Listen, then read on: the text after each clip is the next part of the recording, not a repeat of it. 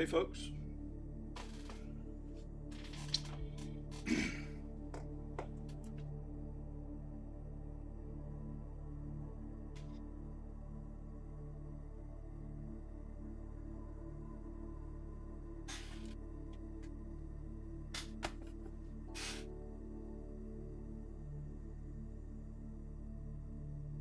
welcome. You're looking at a live view of Saturn between the clouds and in a near full moon.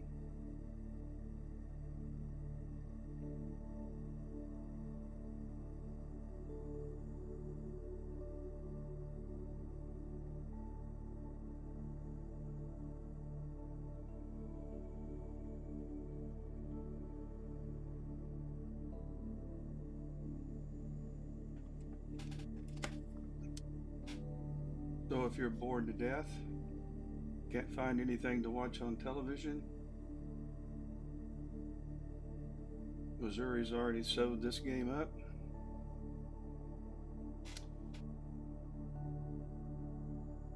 We'll image as long as we can. I'm in an imaging session right now. I'm taking videos. Each video will be 7,000 frames. I'm taking 6 of them. Then I'll take another series. I'll probably image Saturn for until 8 o'clock Eastern Standard Time. And then I'm going to Jupiter. Probably go head to the moon and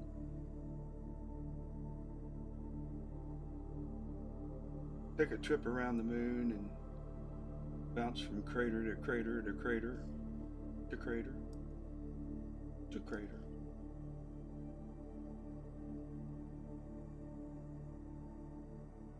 That's the plan.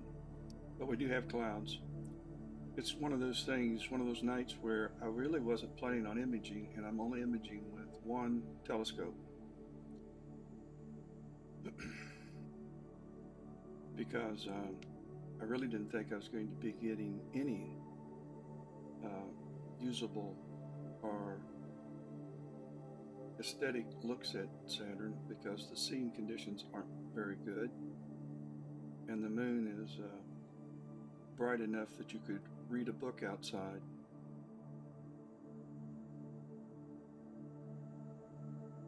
If you had to. And it pollutes the light. And makes the signal to noise ratio such that your images look a little mucky, if that's a word. If it isn't, you know what I mean. Mucky. Muddy. There you go. Sky mud. We'll just call it sky mud from now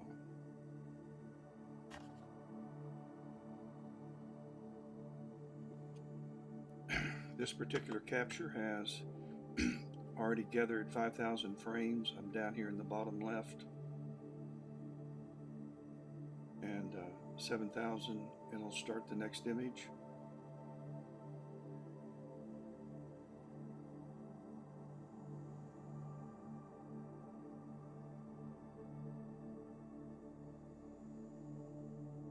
Both Saturn and Jupiter rotate very fast, like every 9 hours they make a complete rotation. So they are moving. And if you're not careful, if you take too long of an image, or if it takes too long to take your video, you have motion blur by virtue of Saturn's rotation. So in order to combine 6 images, I have to derotate them so they all line up. And that's a software job. 3 remaining out of 6. So I'm halfway there on this session 1.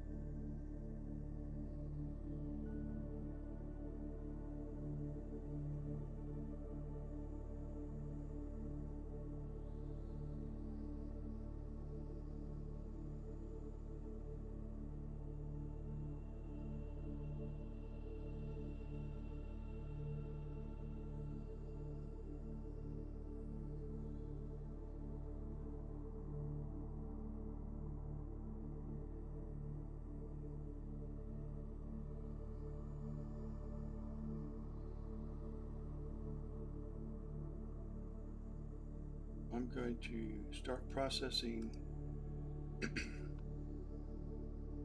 one of these images.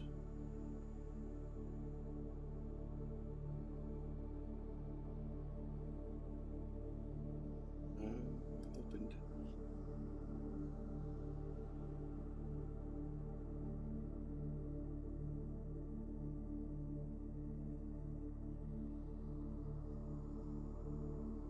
And 24. Wrong one. Well,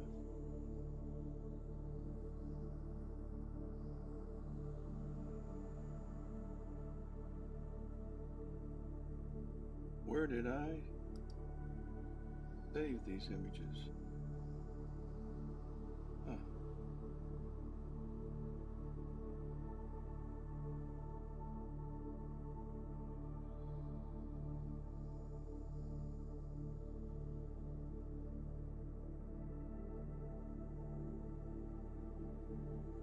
I think we have a problem here in Houston. Glad I found this out. Now, let's go. Alright, it should be here at 11:24.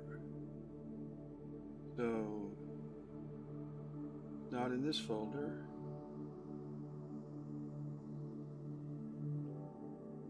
There it is. Okay. And let's open up the first one. And we've got planet. Let's analyze it. And while that's doing its thing, let's go back to Saturn, where you are looking at it live.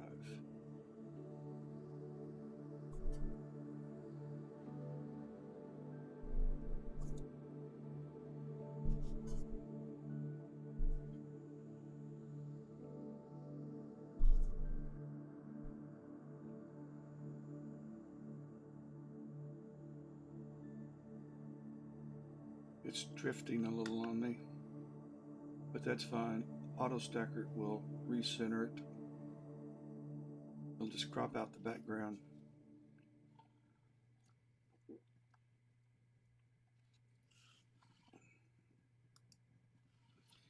Two remaining. And let's see where we are. Okay, we got to place a grid. Let's go down to 16 and do that now. And let's stack 25%. So we're going to keep 25% of 3,000. Actually, let's keep 20% of 3,000. That's 1,400 frames, and see what we come up with. And it's going to take it a while to do that. So we're back with live Saturn.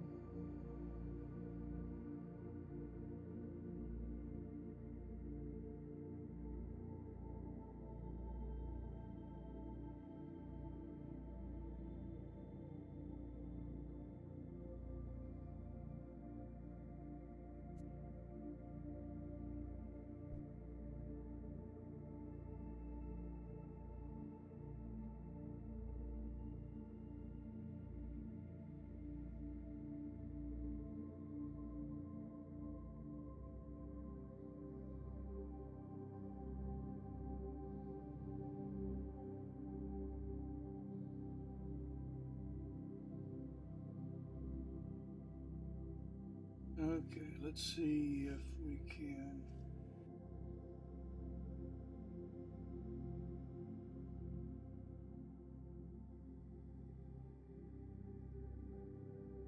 All right, we're finished processing. Let's bring up Reggie Stacks. I have to remember where that folder is now. I can find it. All right, we have to go back to, let's see, it's here, here, here, here, and 20%. Okay.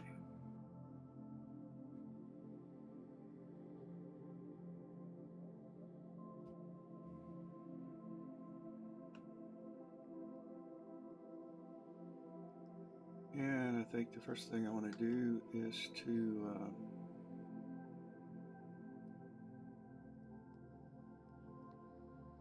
align the colors. I've got a atmospheric dispersion filter, but I didn't take the time to haven't been out to level it and adjust it. So I better do this, and let me get this out and do this again. Here's the tool, and let's get that working.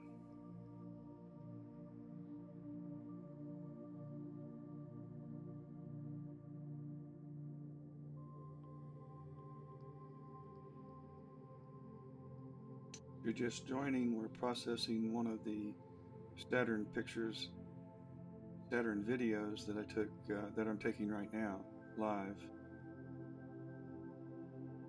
Takes this, I had to make a lot of adjustments, both in red, Y, X position, Y position, and in blue, so that's my fault for not making. Let's go ahead and color balance.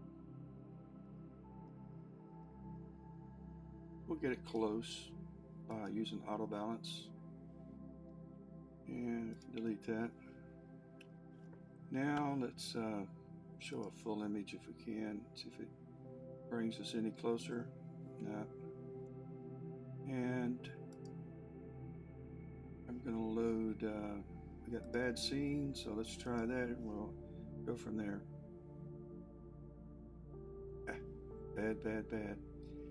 Alright, let's just reset all of this. Bad move.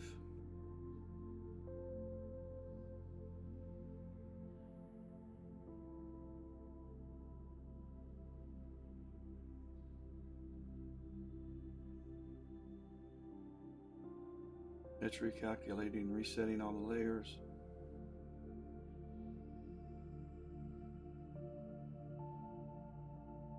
Alright, I'm going to bring up the histogram before I even go over there. And let's do a little stretch. Let's go about there and try stretching this a little bit. Let's bring this down a tad. Alright.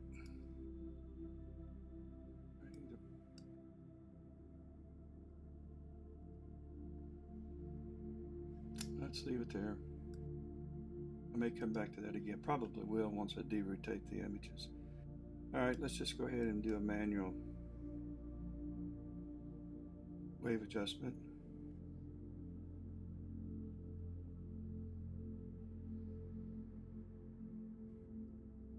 I'm going to stay with the Gaussian.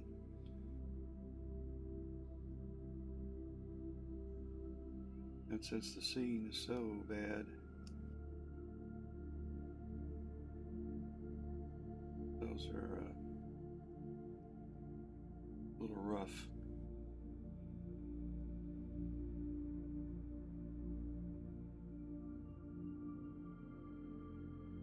Add some noise reduction.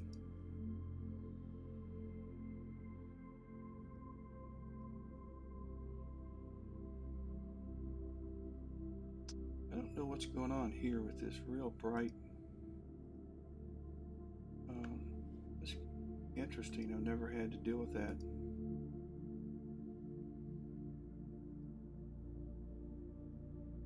I know there's no change in Saturn. It's just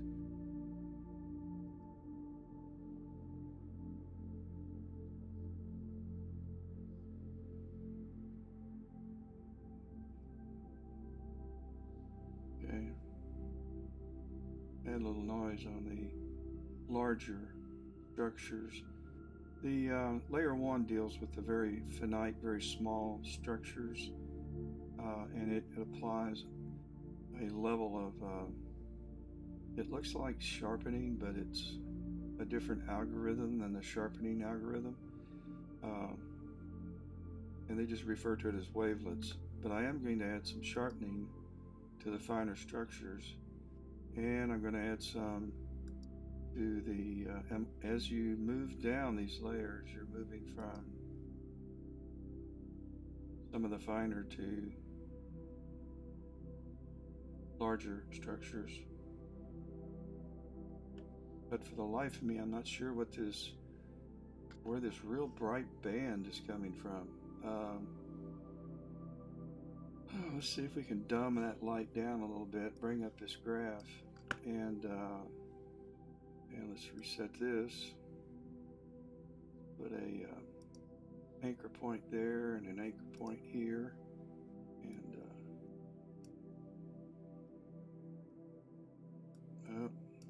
bring the brighter side down, maybe a little more.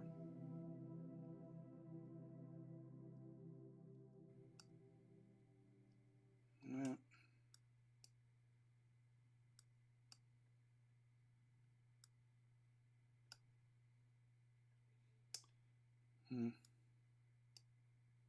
I don't want to go too much further.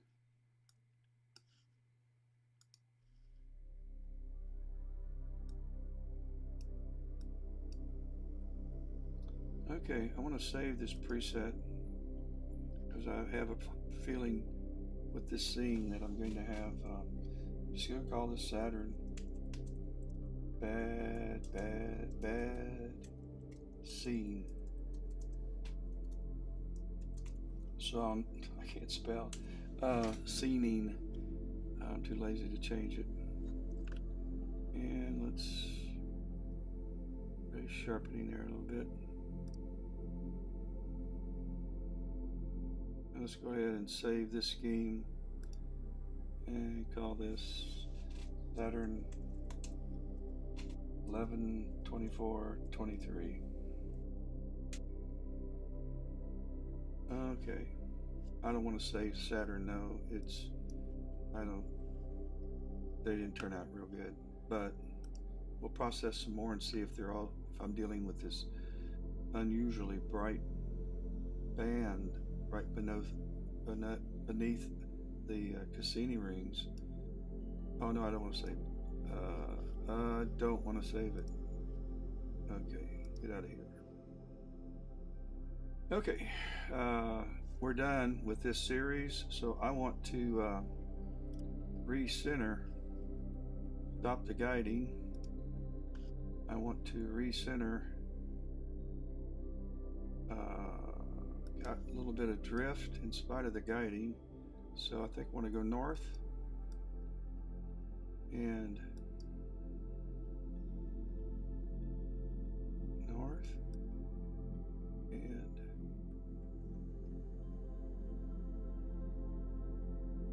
east. Nope, west. I don't know what I'm doing. Thought I did.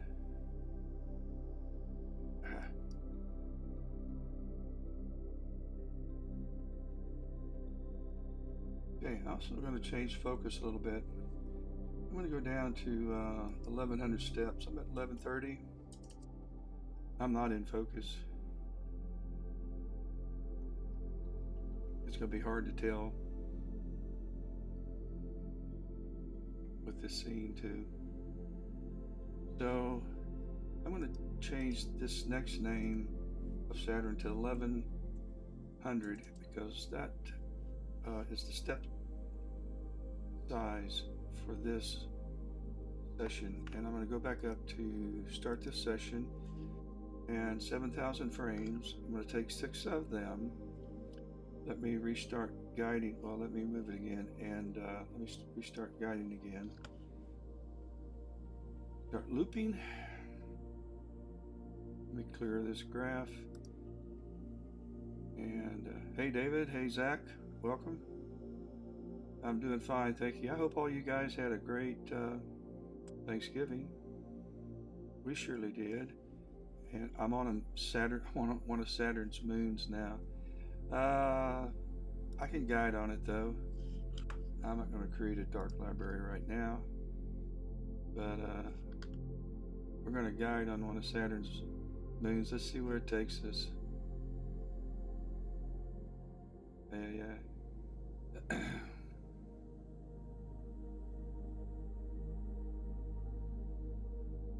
Okay. I think it'll work.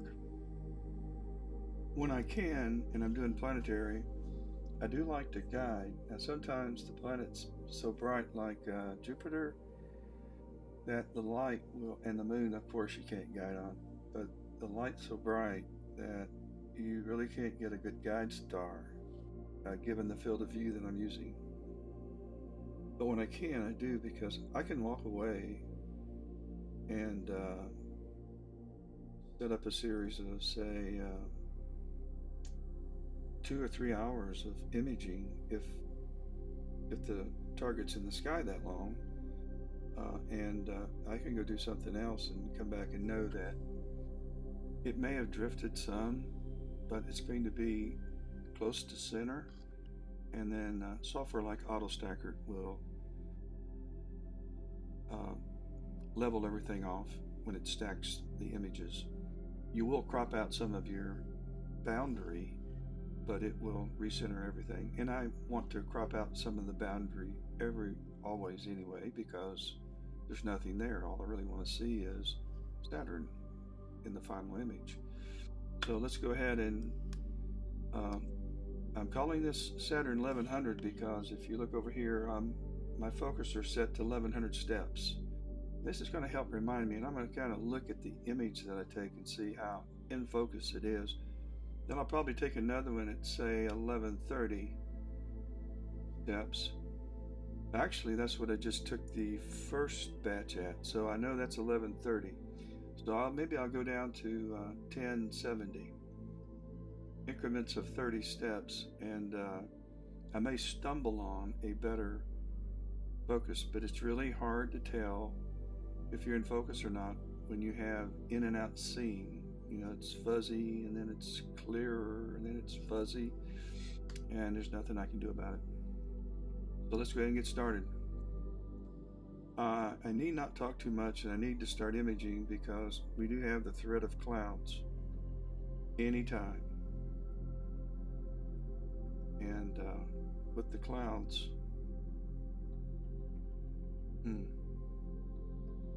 it just stops stuff. So you are looking at Saturn live, and I'm going to process another image.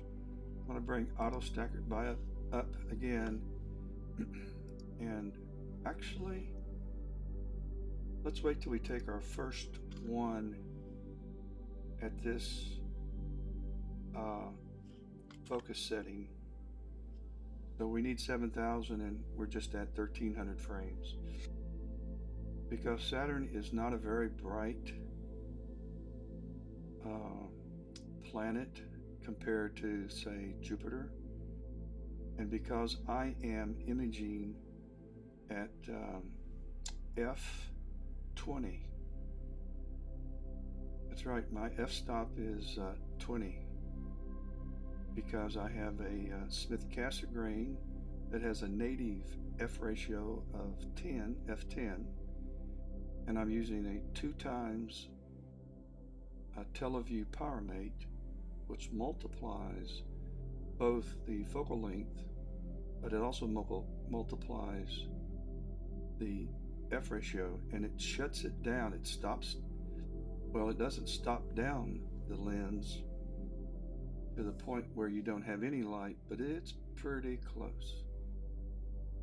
So I have to really raise my exposure and gain in order to get photons. And that sacrifice, I'm still only running at 28 frames per second. It's not the camera's fault. The camera's doing its job.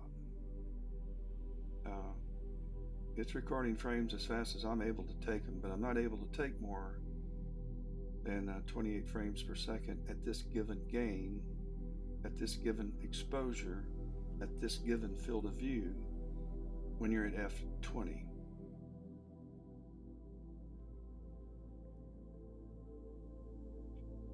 So the answer is to have a larger mirror. I have an 8-inch Smith-Cassegrain, and I'll show you what that looks like. I'll bring up the outside observatory camera.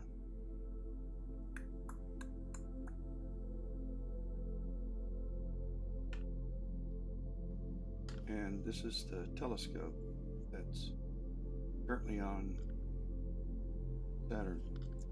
I didn't uncover this one. I just felt like I'd be pushing it to get any imaging in given the clouds. And so I didn't think I would, I thought it might be a waste of time. So normally when I image, I'll image with 2 telescopes at the same time. I go back and forth. I usually take images of galaxies, nebula, star clusters with this wide field setup, and then this narrow field setup when I'm not planetary imaging, which is only about 6 weeks of the year, maybe 2 months of the year I do planetary imaging. Then the planets aren't available during imaging time at 34 degrees latitude, which is where I am. So I changed telescopes and equip both of them for deep space, deep sky photography. And I still image with both at the same time. I am going to see if I can see clouds, and let's move this in order to do that, I need to turn this light off. I've got an infrared light that's shining on my kit so that I can see what's going on. And turn the light off.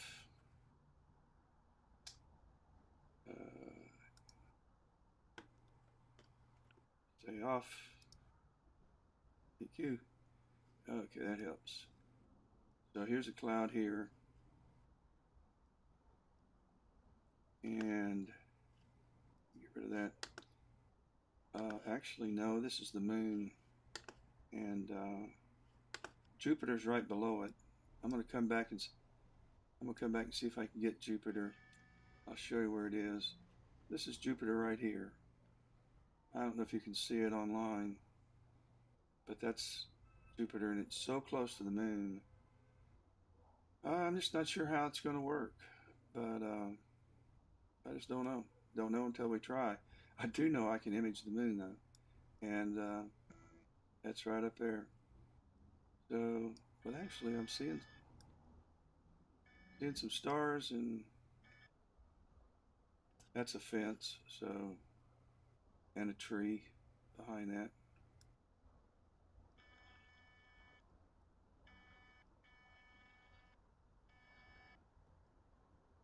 Skies are looking pretty decent. So, an hour ago, that was not the case.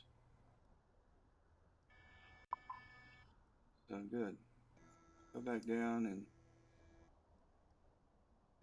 the moon is so bright. I do not need the infrared to see the angle of this telescope. What helps with this observation camera though is if, for example, my guiding doesn't seem to be going well, then I can turn on this IR light.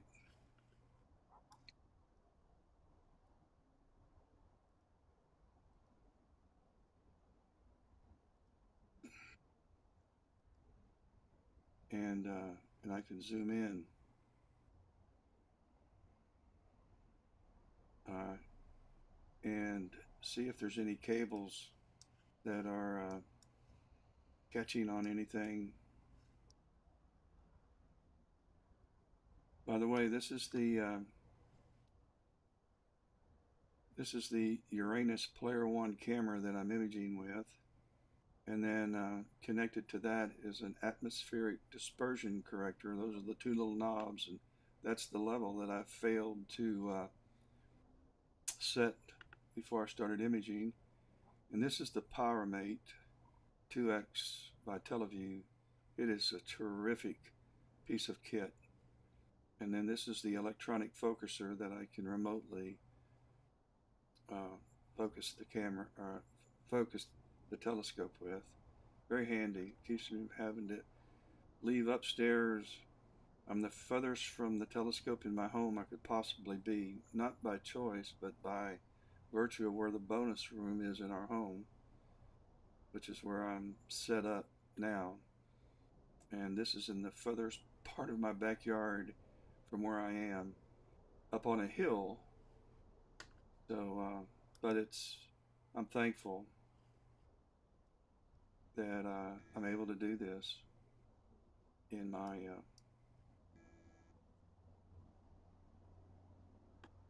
yard. So, without having to take off somewhere and set the cameras up. Okay, let's just shut everything down here and let's go see if we finish taking the first image. And yeah, we're taking the second one, so let's bring up AutoStacker and let's open up. This is our first session. We took 6. I've processed 1. And so let's go to, this is Saturn 1100, and we've already taken 3. I talked a lot. And so let's see what this one looks like, because the first one in the first set was really pretty unimpressive. It's going to take it a second to load it. We are working with a very slow Dell computer. It's not that it's the computer, it's an old Dell. So I'm going to analyze. I haven't gone through these settings that I use, but if you have not used Auto Stacker before, uh, the the things that I make sure I have checked, obviously you want planet if you're imaging um, one of the planets, and you want surface if you're imaging the sun or the moon. I don't know what this delta is for Laplace, but I've always kept it checked because Emil Kreikamp, the creator of this, in a video he did with Woodland Hills a few years ago, said just keep it checked. So I do. I do very robust noise, and I probably would be better served because this is a noisy image if I bump this up to 6. But I don't know that I've ever really been able to tell a difference other than that's the direction you head if you're dealing with a noisy image and you have a trade-off. Always have local checked. Again, don't know why other than Emil said prefer that over global for planetary. I have auto size checked as well. Don't ever run a double stack. If you want this thing to last for hours, run a double stack. And I've never checked manual size. So I just yet let the auto check. On the other side of this, you really don't touch these values until you first run an analyzation, which creates this quality graph. And this line, which is not linear, but this line crosses the halfway, the 50% mark. And it just simply tells you in this graph here that where it crossed here, that roughly, if this is between here and here is 25%, about 13 or 14% of my pictures are better than 50%. So, I'm not pictures, frames in the video. This is one video, and every one of those lines you see here represents a frame. So this is just telling me that only about 14% of my frames are better than 50%. And it's supposed to give you some guidance as to what percentage you might want to keep. Obviously, I'd like to keep the top 25%, which would be these few frames, but I wouldn't have any to stack out of 7,000, maybe 20, 30, 40, maybe, I don't know. I have tried selecting like 5%, 10%, 15%, 20%. You can do that. You get 5 folders and then compare them. But I tell you what, if you don't stack enough, you get a lot of noise. Stacking these, stacking a larger value, even though I may have, this is me, even though I may have images that are below 50%, it does help combat the noise that these images I'm taking with this high gain have. Plus, I plan to derotate them with Winju posts, and that'll really help minimize the noise. And the noise is the grain you see in here. And wow, can you see how bad I really need to stop what I'm doing. I tell you what, the atmospheric dispersion corrector is the reason I'm having this problem, guys. It is. I now know I've got a green bottom. I've got red here. And because I didn't level it and set the knobs, because I really forgot to do it. I'm probably too lazy to go out and do it. But I just forgot to do it. So that is the reason why this band is showing up. This is green. This is all user error. It's me. I know why it is what it is. And this image isn't going to be any better regardless. It may be better focused. I don't know. But I'm still going to have color problems. I could tell when I ran the auto align how bad it was, but I didn't know it would be causing this. But that's what it is. That red is an indication of the atmospheric dispersion created. It's not there. It was created by my failure to balance, level, and adjust those correctors. Shame on me. I guess I could go out there and do it.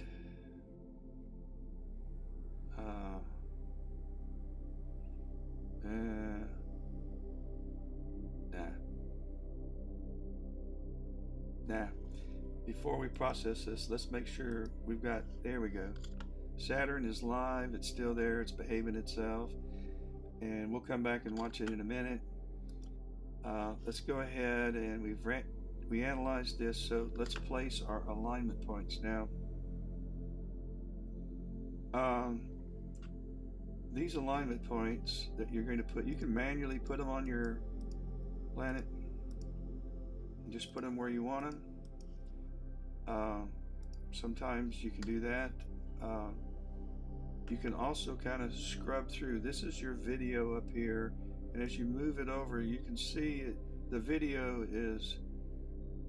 it's going from better to worse, from better to worse. And if you need a better, you want to move it into where you think you have a clear image, kind of like putting on your cleanest dirty shirt. None of these are really good, but you might find a better one, and this might be a little better. So but I just choose to auto place the grid, and 16, 24, 48 only means that these boxes are, in this case I've got 16 selected, or 16 pixels by 16 pixels. If I changed it to 200, it would be 200 pixels by 200 pixels. So I do that when I'm doing the sun, and are 104 pixels. So I'm going to go back down here to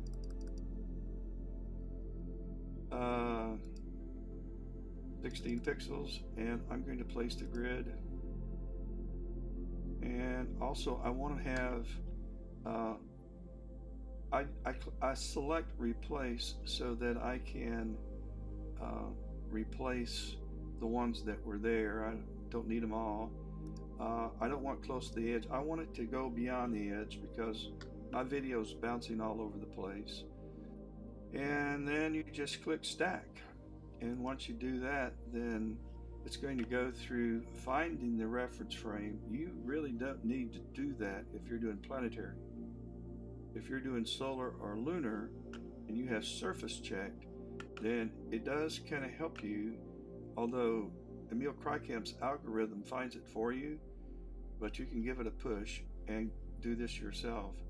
Also, one other thing I recommend doing, which is too late to tell you right now, but if you go to color and click on that, it won't be active right now because I've already started this and you can't change it in midstream. But if you clicked on color, you would have the opportunity to pick your Bayer matrix, and whether it's RGGB, which is my case, or RGBG, or whatever it might be.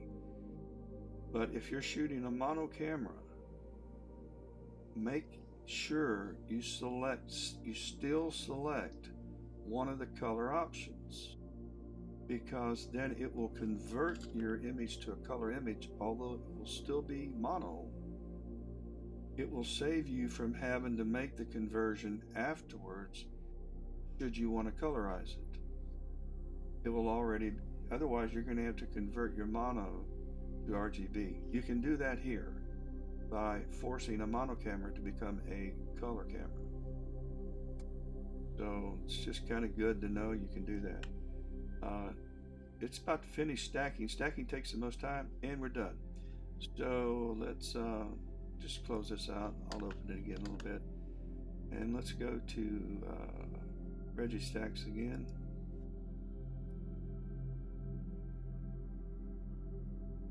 Son of a gun. You can't see that atmospheric dispersion as a real issue right now when you're looking at just this live video stream. But boy, when you stack the images, you see the damage I've done. Yeah, guys. Okay. A little bit embarrassed by that. Let's see, we want to go to, where do I want to go? I forget where I am now. Yeah. So we're at Saturn 1100, and so this is what we just processed. Let's see if we can get a little closer. Nah. Let's go ahead and do RGB align.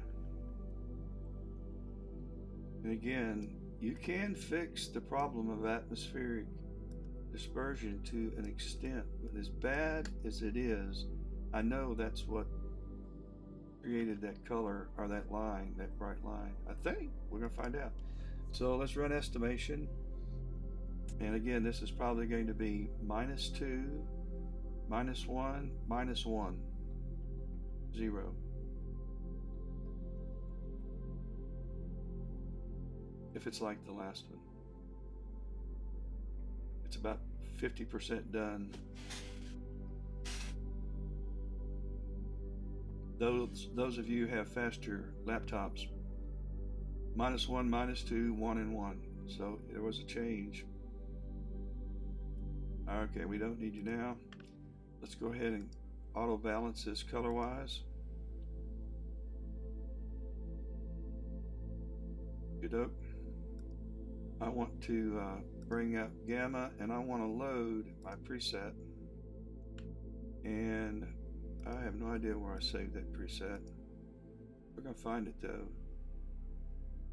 I think.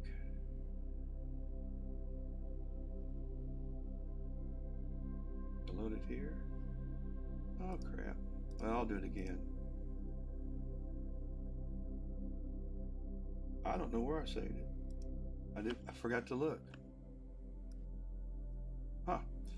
Alright, let's place an anchor point here. Right click down here, and let's drag this down a little bit here, a little bit here. I'm really kind of dumbing down this. Doesn't look right now, so that's fine. We'll keep this here. Looks like I have bring up the histogram, stretch it, bring it up again, stretch it, stretch it. Ugh. Let's reset it. I got it. Alright, let's bring our gamma slider back. Its curves is what this is. Let's reset this.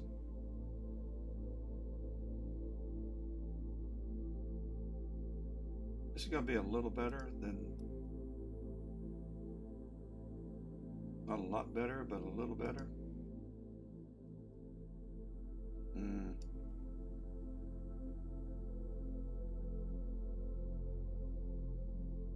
I wonder if that scheme got lost. So we want Saturn 1124.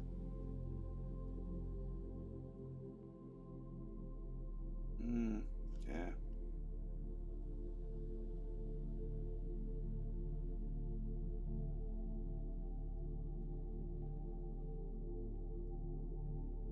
I do think the focus is somewhat better. But until I go adjust that atmospheric dispersion, all of these images are really going to be not worth derotating. Alright, I got to make sure I haven't screwed myself up here. Let me go to real time. Okay. I'll show you this from scratch. I'm going to open up WinJuPost. I'm going to close this down. We're not saving this. We'll just call Saturn a bust. No, we don't want to save. Alright. This is about done. This is the last one, I think. But I'm going to bring up WinJuPost because we're getting ready to go to Jupiter. By the way, I have not looked at any comments. Hey, Bad Astro, how you doing? Yeah, everything is better than they forecast. In fact, I was looking at clouds when I was uncovering and connecting everything, and I just kind of figured it was going to be a waste of effort to do that. All right, I brought up WinJuPost. First thing you want to do is you want to make sure you've got the right celestial body. So I want to see what Jupiter's doing tonight, and I already know that the giant red spot's about to show up. So I want to go to Tools, Ephemerades, right here. So the Ephemerades is a very handy planning tool. I'm going to click on real time, and this, we're going to zoom up a little bit here. And so right now, what I do know is that Jupiter's Great Red Spot, we know it's at least 400 years old. It's probably older than that. You can put about 5 or 6 Earth-sized planets inside this thing. It's so large. But we know that Great Red Spot is about to transit. Not only that, one of the moons, and I don't know which moon that is. Let's see if we can. Where's my? Where's this?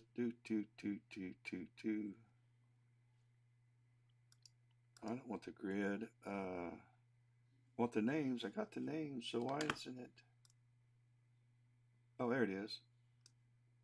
Names here. All right, let me back off a little bit. I think it's Io. And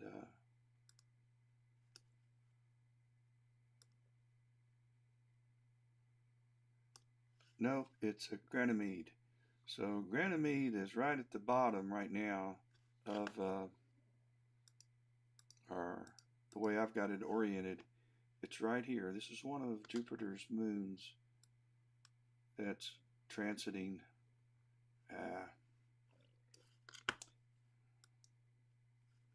So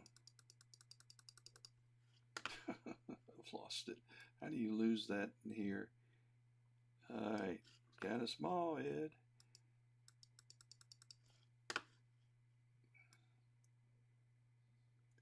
All right, so what's going to happen tonight? I'm going to start imaging that now. I'm getting ready to go there.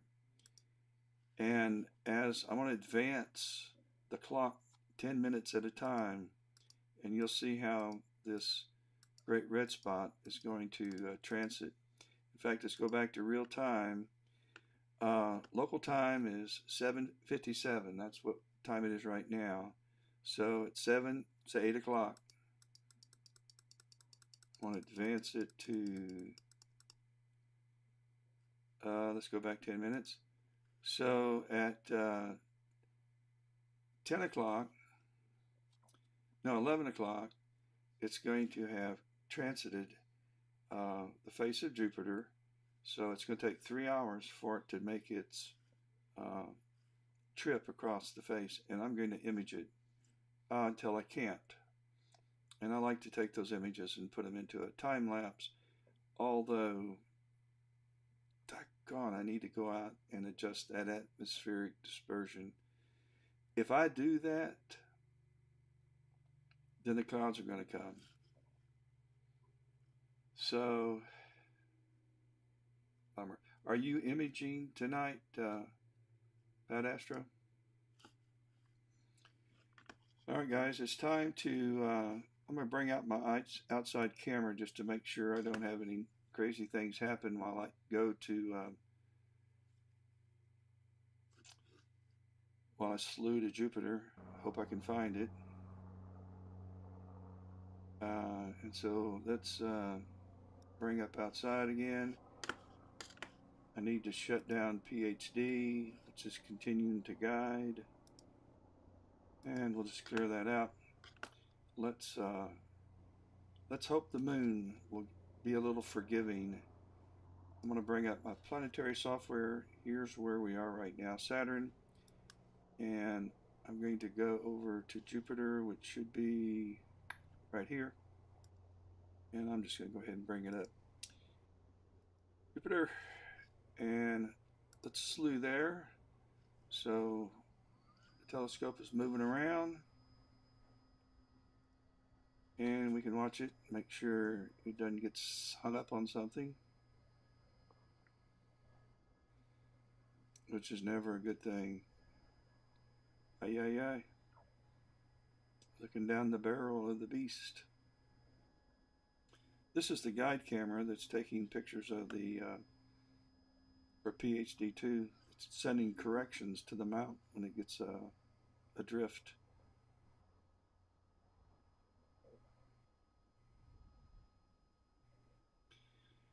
Okay, what I'm afraid is going to happen,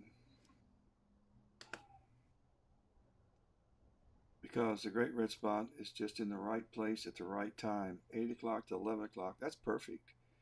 I can stay up that late. So let's see. We need to bring up our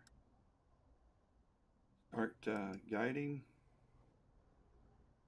All right, this mess right here is the light from the moon.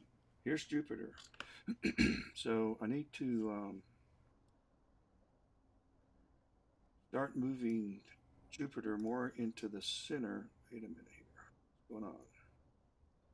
Well, don't need that. Let's change the sidereal speed to 2. Now I'm moving them out. And let me go on up here to bullseye. And let's bring this up.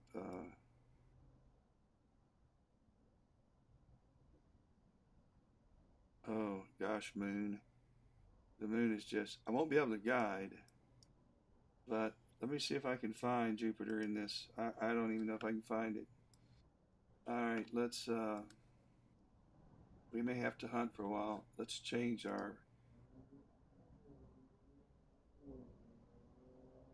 we'll try. And let's see, create a different capture area.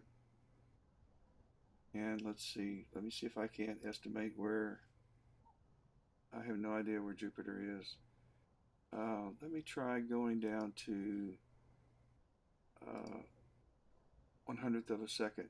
Oh yeah, that'll work. So we'll block out that'll work. All right, and let's go up.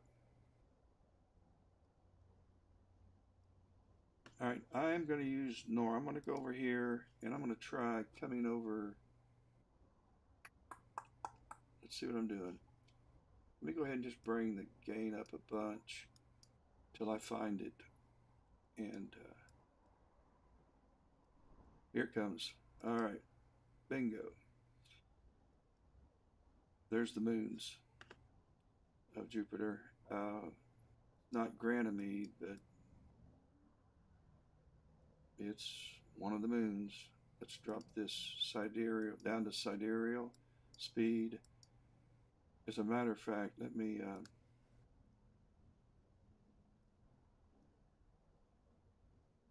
hang on a minute.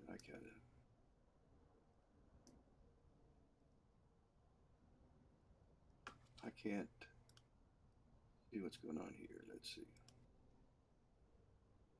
Won't let me move my.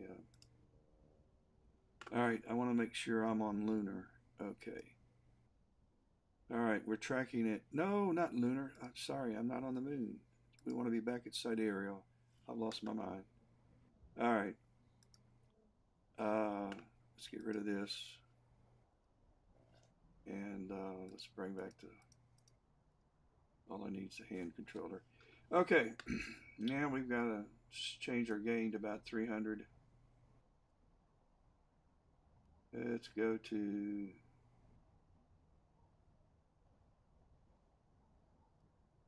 Go to 330. Let's drop our.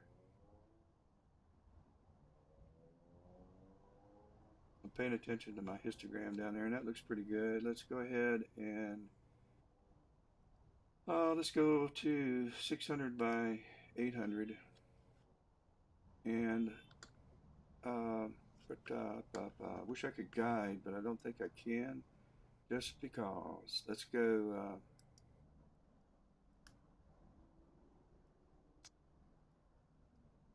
That's going to drive me nuts tonight, having to babysit this, because I want to process some pictures. You can't see it, but right here is the great red spot. When it starts moving around, you'll see it better. But it's where the image is at its blurriest. All right, we're going to try guiding. Let's see if we can find a guide star at, let's try, oh, we got a moon. That's possible. Yeah. Yeah. So I'm up at a half a second. Let's see if we can guide at a half a second. I don't need a dark library. This is crazy, guys. like guiding in the daylight. I don't know if this is going to work or not. I'm guiding on a moon. This is one of the, I hear a dog barking in somebody's backyard, so let's turn this off. No more dogs barking. I'm not sure how this is going to work, but we're going to try it. Okay, so we're on Jupiter,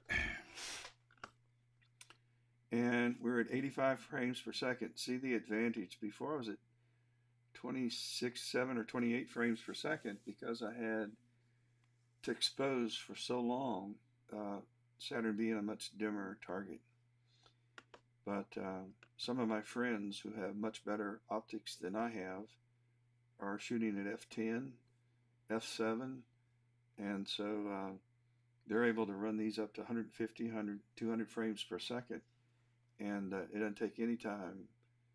You don't have nearly the derotation issues to fight that I have. So you get what you get.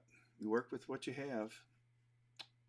All right, we're going to change this to Jupiter, and I'm just going to leave this right now at 1100, which is the focus. I want to do 10,000 frames, and we'll do 7 videos for this. So let's start it. So we're in the process of capturing 7 separate videos. Each video will be 10,000 frames, and I'll keep a percentage of those. How many, I don't know. You know what? This is just fun. I'm not going to really even try to work. We'll process 1 or 2 of these just because we can, but unless I go out and spend a few minutes adjusting the atmospheric dispersion corrector or take it off, one or the other, it's what I should have done, because I'm pretty high in the sky and it doesn't matter. The moon's killing everything. Well,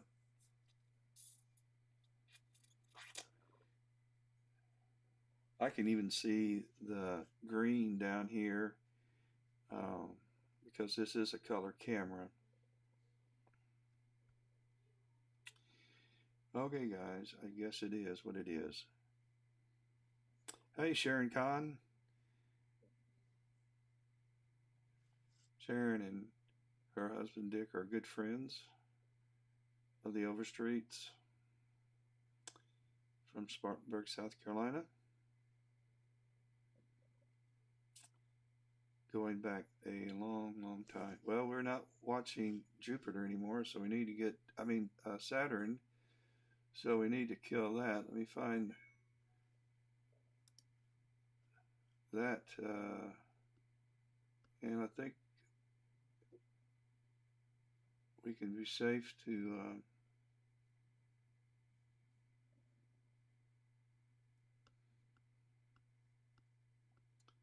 say that we are live imaging Jupiter.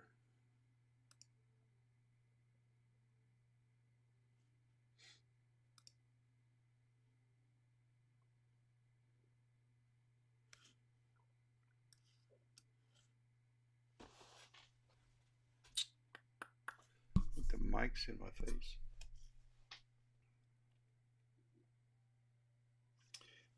Actually, the scene doesn't look too bad right now. It's pretty stable.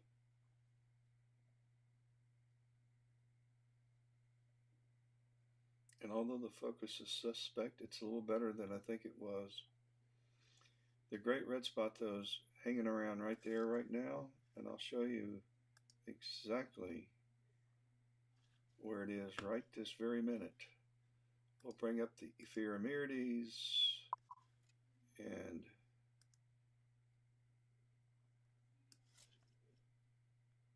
make this a little bigger.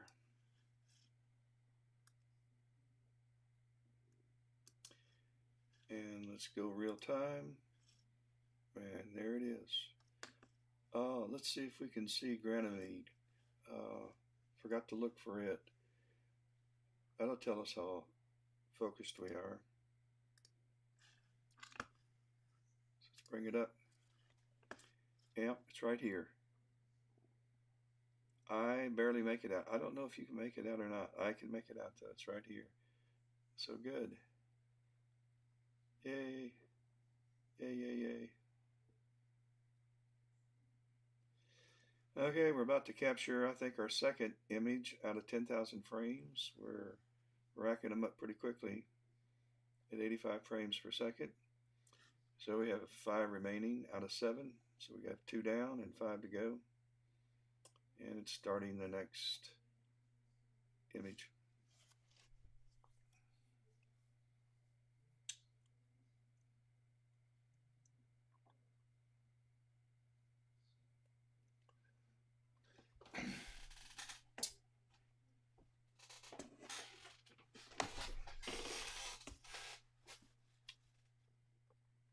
And we're just going to watch it.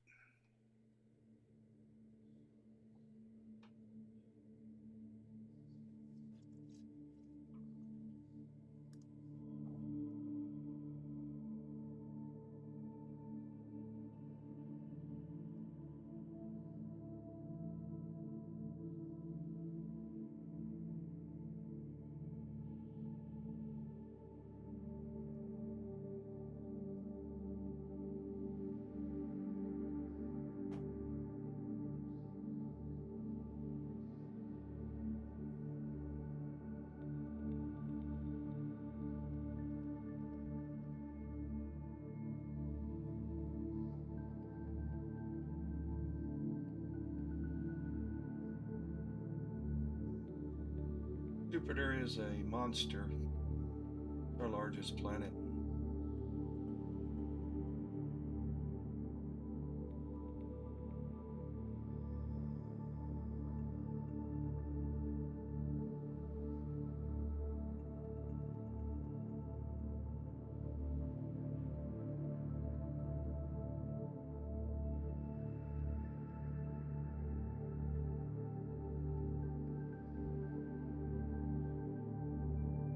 "11 a.m. in Australia. David, I understand. We'll catch you later. And thank you for joining us."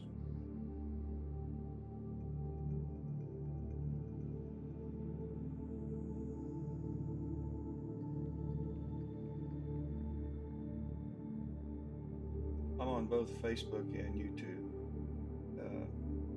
I try to do a simulcast, and I kind of see how it's going. It eats up a lot of bandwidth, and sometimes it bogs down both webcast, and I'm better served. It just depends on how many people are connected to Charter Spectrum, and sometimes it's better than others. But right now, tonight, so far, so good. This afternoon, I was having a lot of pixelation problems.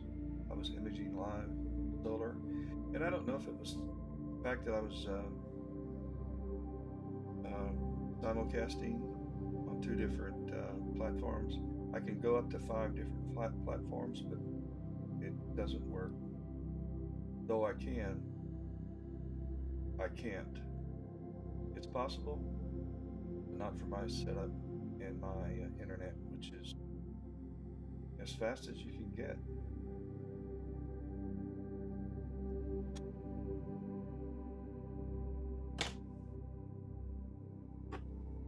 For our neck of the woods.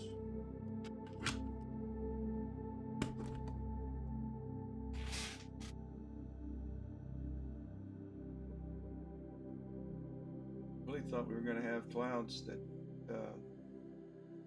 were going to haunt me most of the night. Speaking of clouds, I wonder how the guiding is. Look at all the debris and dust. This is stuff that's on my camera sensor that's guiding this rig right now. Guiding's not good at all. I don't doubt it. Guiding on one of Jupiter's moons. Funny. Okay. Let's process the Jupiter and see what that looks like. So we're going to bring up AutoStacker. And we're going to move to this folder. We'll just grab the first one. And there she be. Just kind of scrub through that.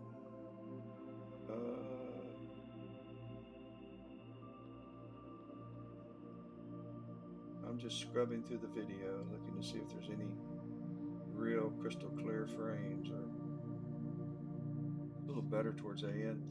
All right, I'm going to analyze.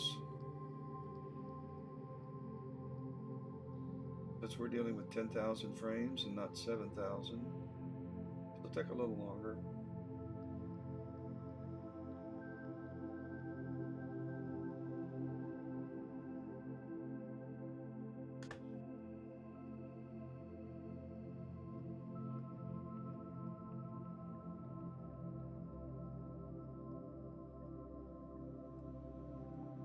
Well, if you're from this part of the country, South Carolina,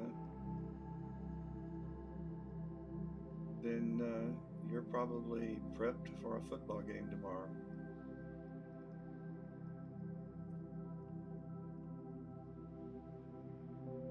South Carolina and Clemson play.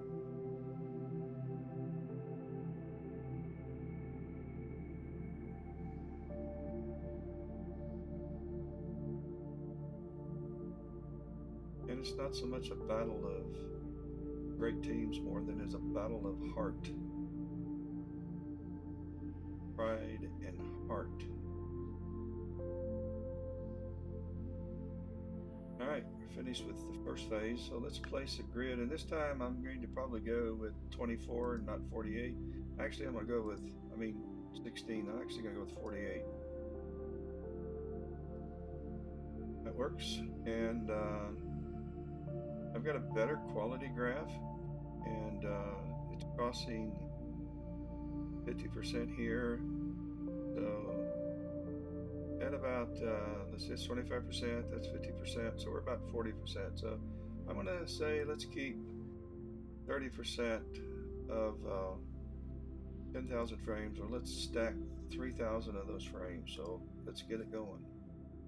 And it is going to take a little bit of time, so let's go back out to watch Jupiter. Forgive me if I'm calling it calling this Saturn. We were imaging Saturn 20-30 minutes ago,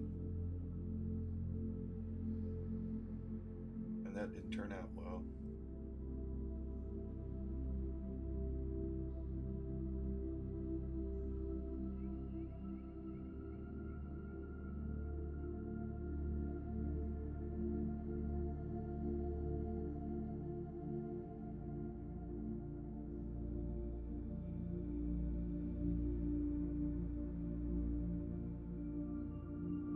So in the first session of 7 videos, 10,000 each, we are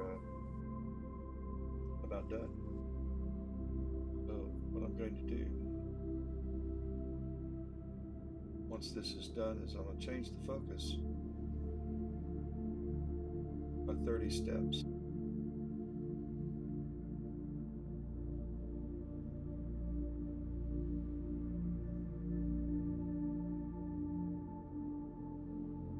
So I will have several, since I'm really not going to be able to, most of these images aren't going to really be, I'll probably delete almost everything I take tonight because I'm too lazy to go outside and adjust the atmospheric dispersion corrector. if I do spend the time doing that and go offline to do that, count on it. We will have the clouds that were forecast earlier. So I'm just going to use tonight to try to figure out a better focus.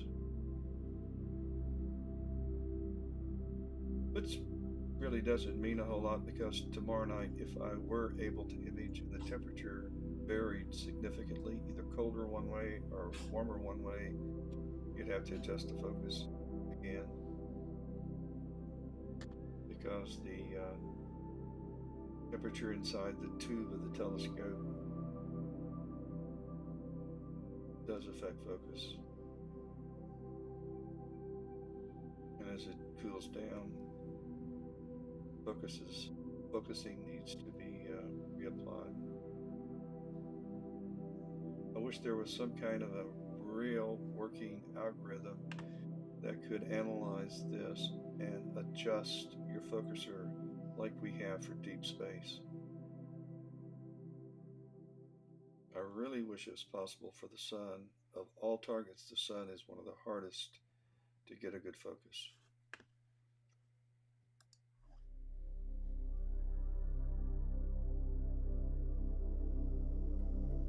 Some folks use the histogram to adjust it to the point where you create such contrast. That doesn't really work.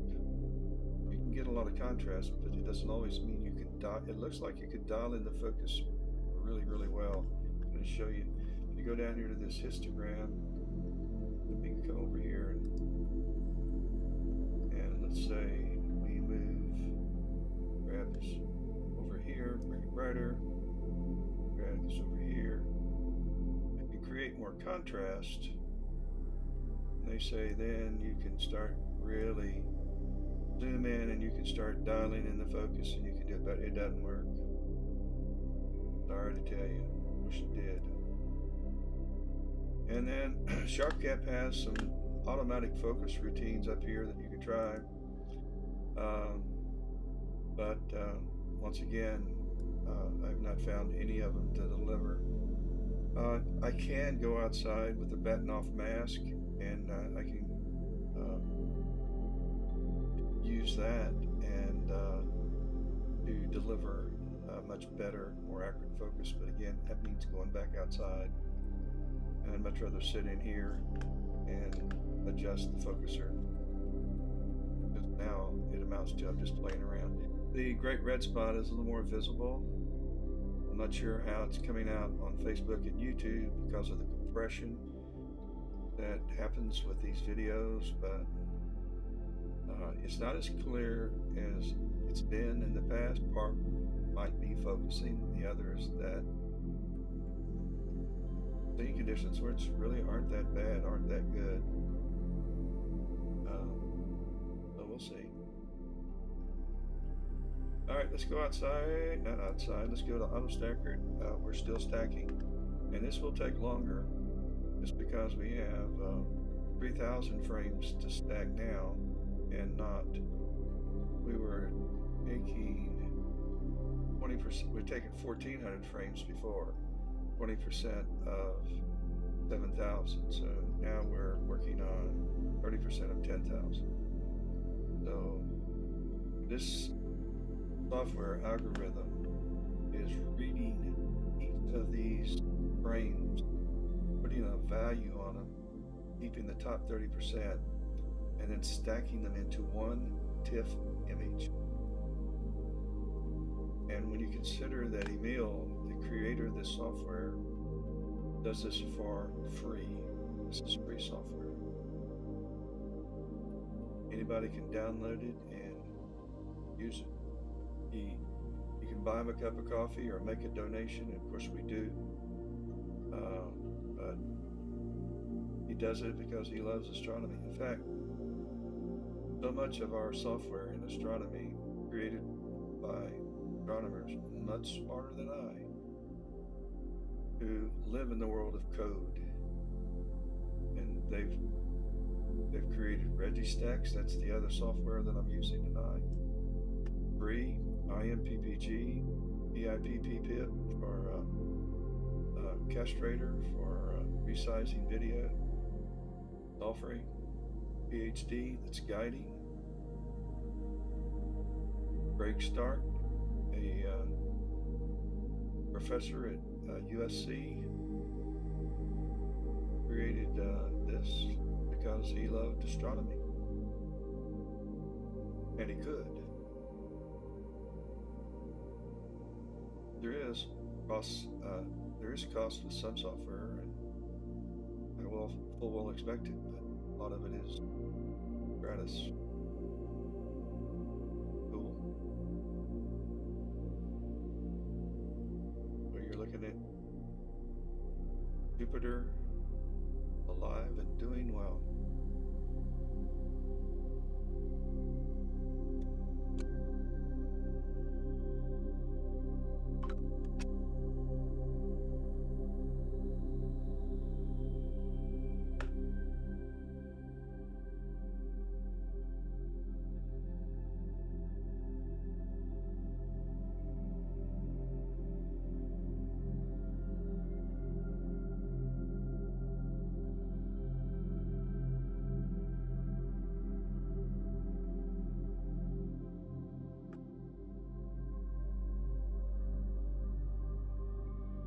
If you want to go to Jupiter,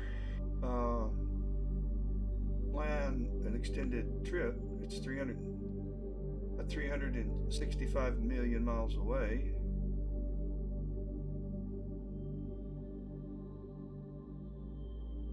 $500 and change million miles away.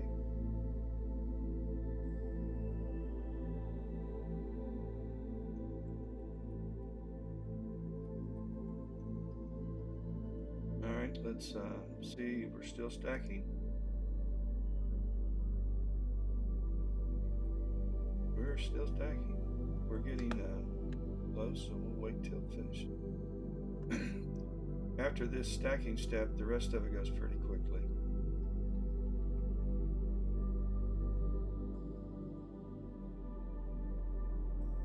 I can almost tell you that we're not going to have a very decent Jupiter because the atmospheric dispersion filter adjustment that I failed to do before I started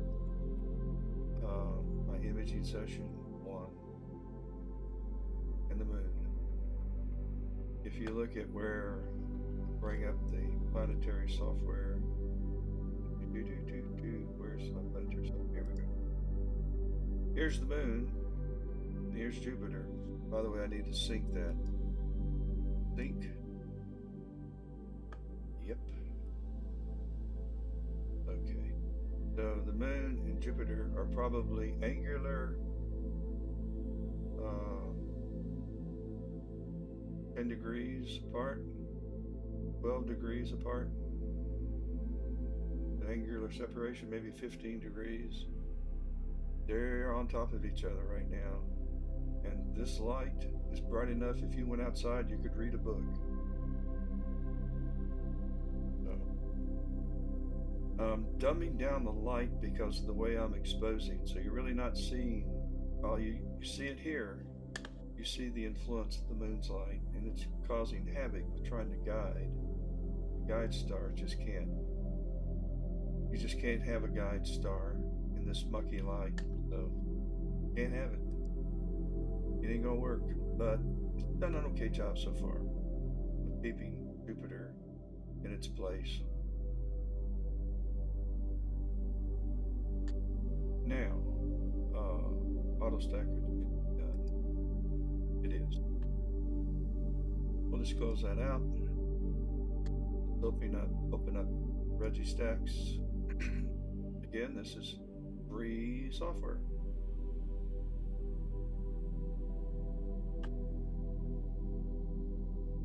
And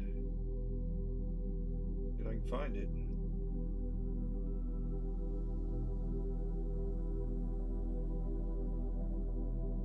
Jupiter. There it is. Bingo. let's show the full image. Yeah, let's do. Let's go ahead and run RGB align, because I have most assuredly, most definitely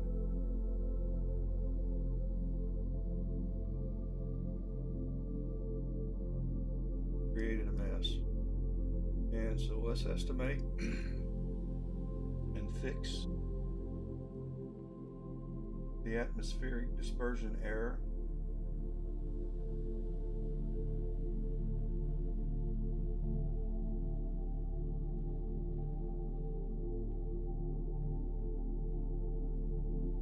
About done at 97%. Okay. Ran its first pass, and now it's making the adjustments to my image, and we'll see what those adjustments are. Going to be big. 2 plus 1 minus 2 minus 1 minus 1. Ay, ay, ay. That's great. It's very possible that the settings I used the last time I used them, because it would be balanced, pretty close to balanced, because the last time I used them I just imaged Jupiter about this time. So it may know, so we may be okay. Is, in other words, if I went out and adjusted the atmospheric dispersion corrector, I may not have to make any adjustments. I'd have to switch software to do it because I used the one in Fire Capture. Okay, now let's try balancing this. Color balance looks okay. And let's bring up our histogram. And let's split the difference with our brights and stretch this. It's going to get lighter. And let's darken some of these midtones and spread this histogram across my... Okay, a little more. Ah.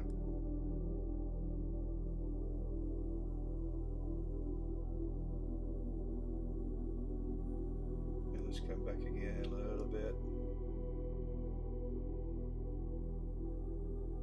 And let's... Okay, bingo. All right, close that out. Let's start making some wavelet adjustments. This is for our fine detail.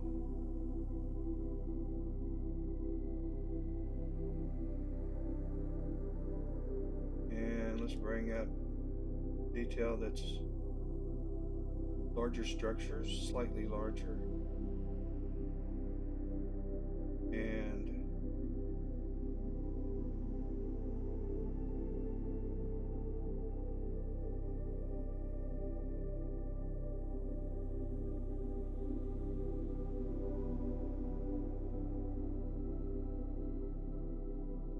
much larger structures.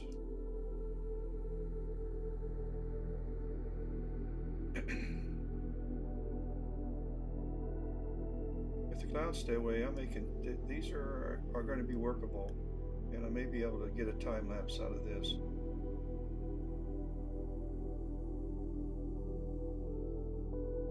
There's no perfect setting, by the way. Bump up some sharpening a little bit. LSC noise.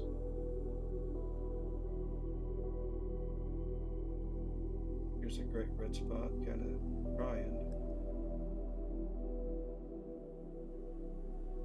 A little sharpening more.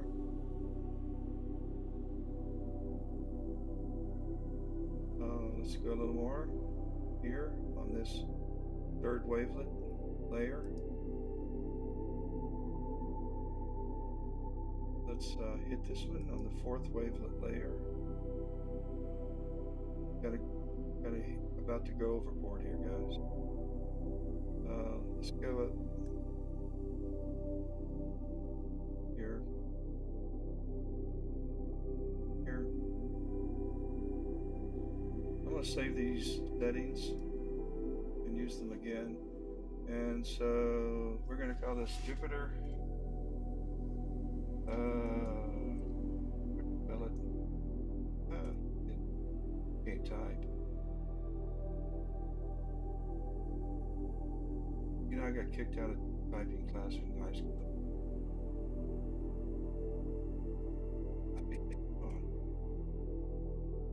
Oh, look at your keys, Ed. This is funny.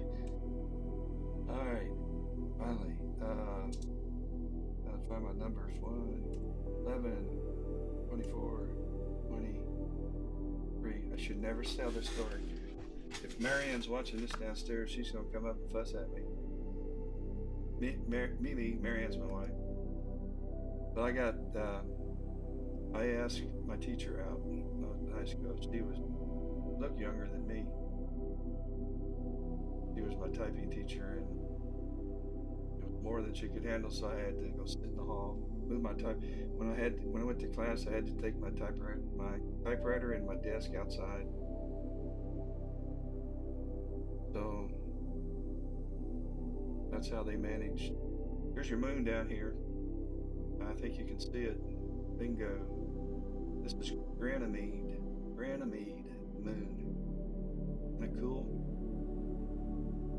So I am going to save this image. We're going to do all. Can't forget to do that. And we're going to save this image. And I'm going to call this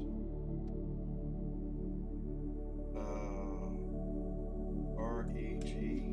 Means that I have taken this image into Registax. Be careful never to change this information, because it's this information, file name information, that when you post software reads derotate this image, because this image is going to have to be derotated. If you take multiple images and stack them together, what I'm about to do, they have to, because Jupiter makes, well, I'll show you. It's spinning faster than Earth. It has a day, and every day is about 9 hours and change. So I'm gonna bring up WinJupos. We'll go to real time. So this is what Jupiter looks at right now, and I'll advance it 10 minutes at a time. It rotates that much. By 11 o'clock, the great red spot will have transited face to Jupiter. So it's 11 o'clock. And if you're taking a picture of this, and it's, you're taking 7 or 8 sets, and each set has 6 videos that are 10,000 each. It's going to take an hour or two to do that. So it's rotating. In order to combine all of those into one image, you have to derotate this image so that they all line up and have a sharp image. And that's what this software does when you post. Fascinating. Brilliant software. Again, good, great. Simply marvelous. Okay, we're finished. Let's go to change our focus from 1,100 steps to 10,070. And I'm going to leave guiding where it is. I'm going to start capturing, but I'm going to change the name to 10,070, and we'll compare images taken at 10,070 with images taken at 11,000, and I've already got images taken at 11,030. And I may not do that tonight, but I'll look at R and D where, and then if I go move the atmospheric adjustment filter, it's there for me. I'm just having fun. Bring up auto stacker. And let's take one of the last images in that first stack, because because the great red spot ought to be where we can see it. Yeah, it's right there. Anyway, I'm going to wait until we finish this first process under the. Yeah, I'm going to wait.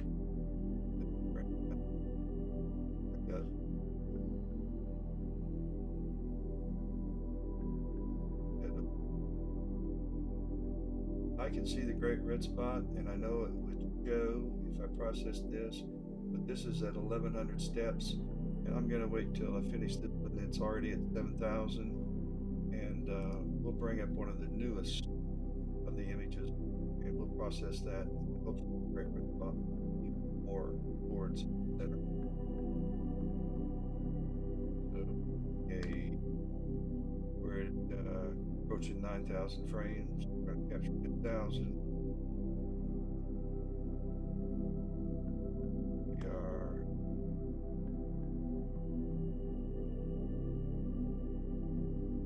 done. So let's look at it.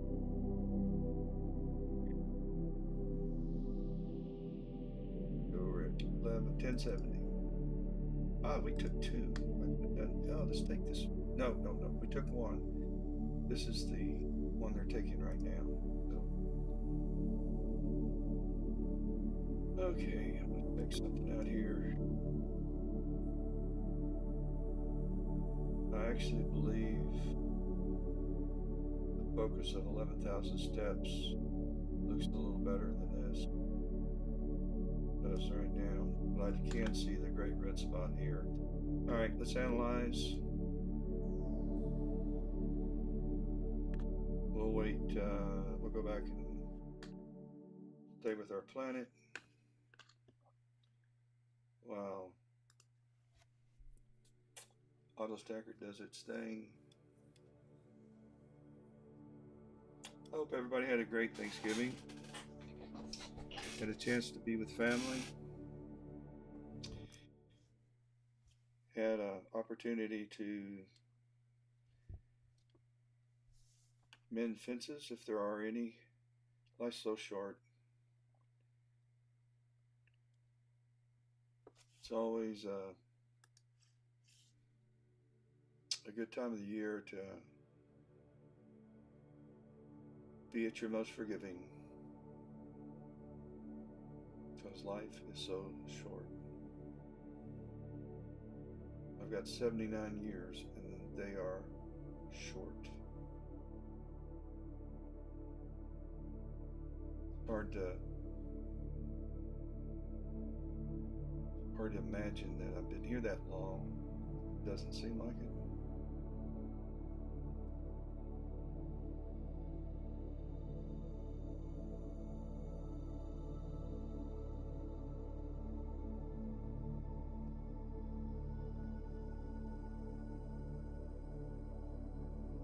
I think I'm gonna, well, I'll check the focus on this one, but I think I'm gonna go back to 1110 steps.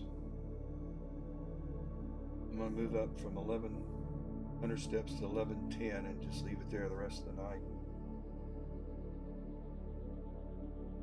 And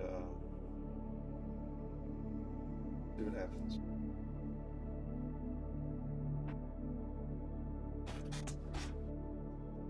If I were if I really did my work right, I would go out and confirm that the atmospheric dispersion corrector is balanced and that Registax didn't make an error when it tried to align the colors. And if it's right, great.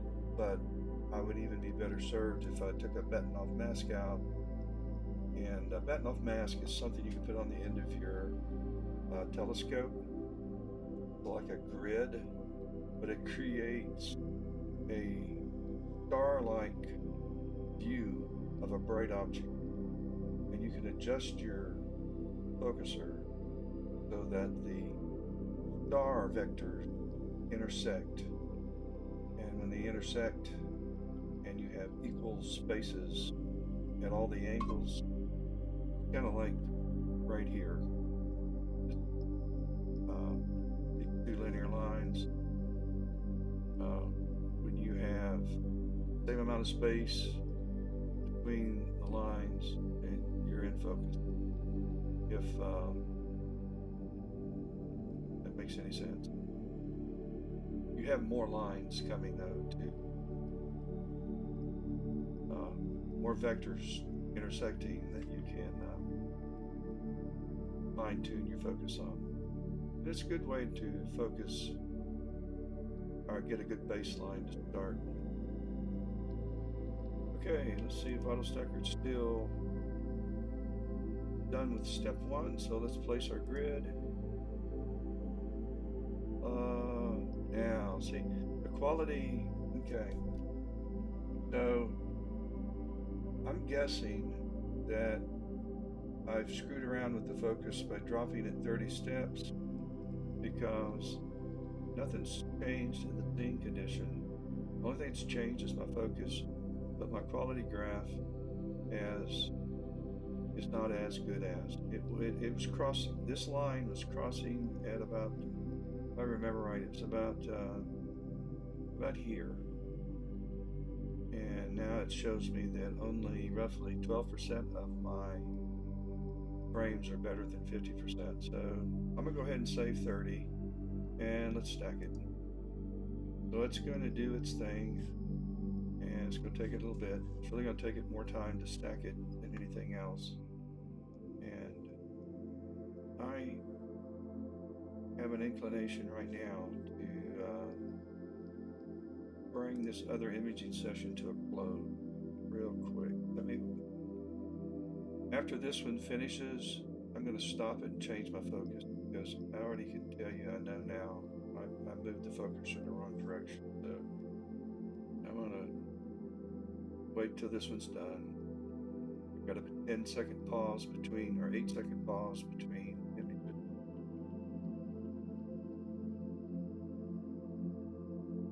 Okay, there was 3 remaining. Cancel. Let's move my focuser back out. Let's move it 10 steps at a time. We're at 1100. We're at 1110. Try that. Okay, go back to start capture. And we are now at 1110 steps. Let it rip.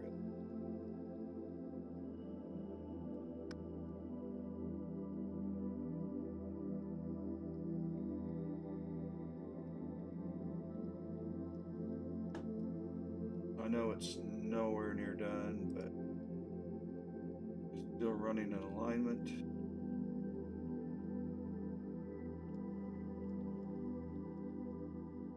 Let me see where it is in the sky.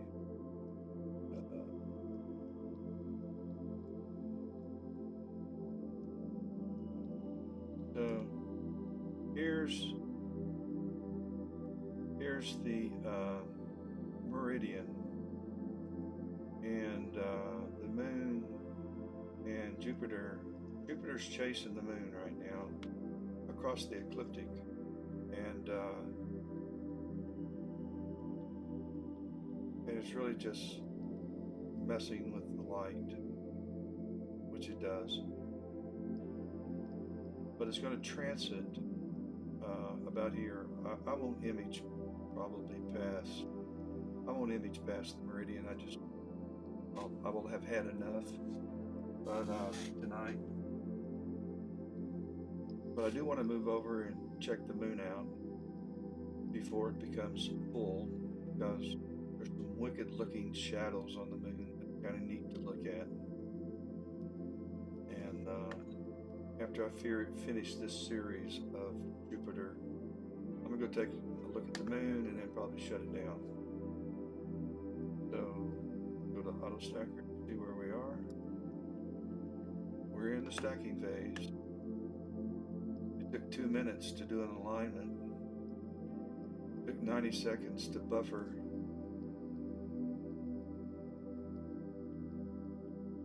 $11 seconds to pull the reference frame out, and stacking is going to probably take 4 or 5 minutes, 3 or 4 minutes.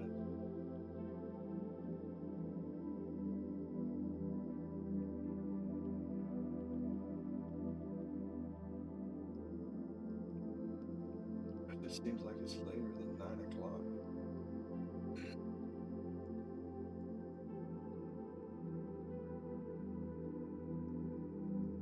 Hey, Paul.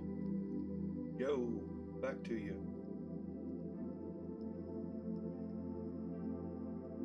Paul's joined us on YouTube.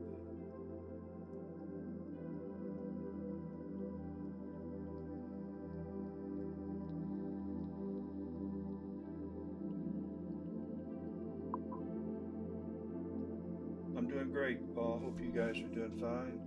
Hope you had a great Thanksgiving. Where are you from?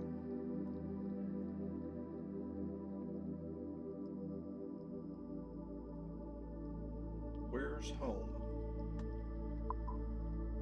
Germany? Oh, goodness. You're up late.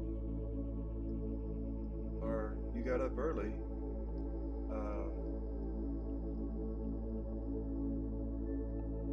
3 o'clock there in the morning.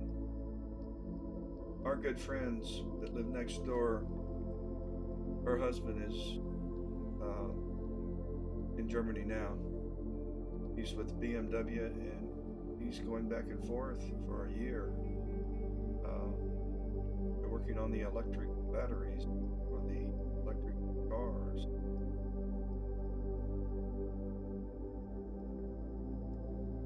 Yeah, it's 6 hours difference than Eastern Standard Time, so 9, 10, 11, 12, 1, 2, 3, it's 3 o'clock. Are you just coming in from a night out, or are you just waking up to enjoy Saturday?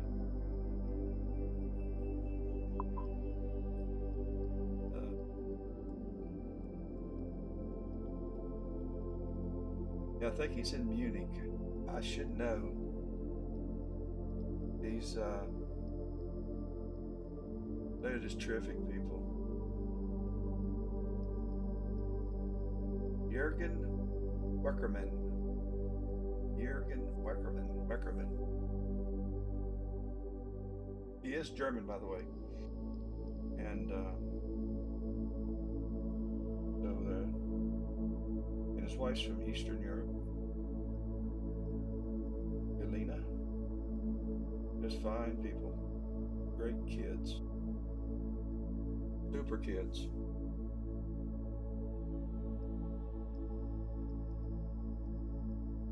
Well, let's go back and watch Saturn while this is processing. Not Saturn, Jupiter. I told you I'd do it. Now, something's happening. My exposure, I don't know, we may have a thin layer of clouds because my exposure has, I'm gonna have to raise it. Well, right now, Paul, I'm imaging Jupiter, as you can see, and earlier today I imaged the sun. Yeah, we got clouds. I can see it coming in and out. So it's going to be an even shorter night than I thought. I'll let it continue to try, but let's go see what's going on outside.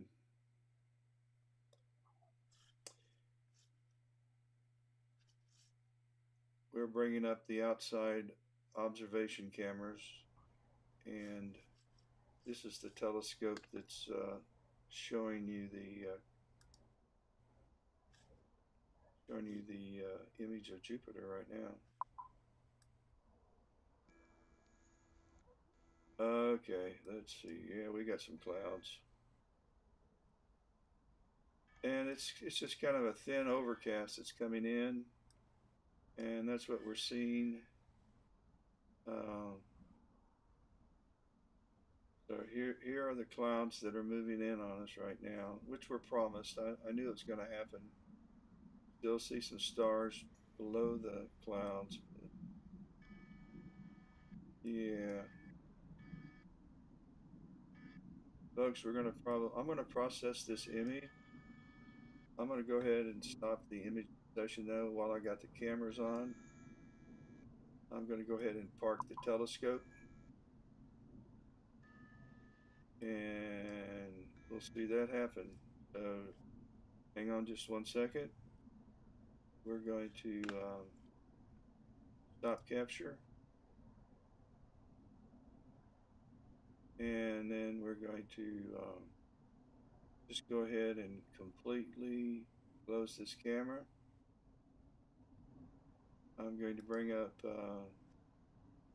software, and I tell you what, uh, even though it's 9, I was going to go check the moon out. Well, we can. Let's just see if we get any lunar. Let's fill the moon up here,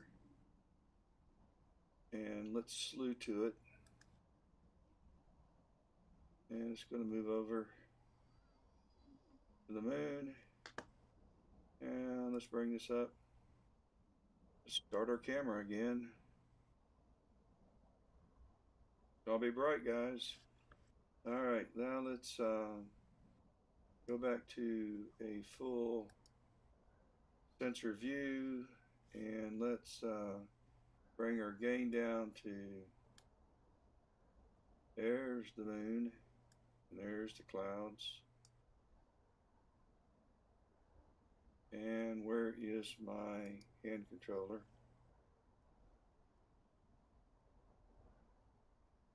Let's go this way.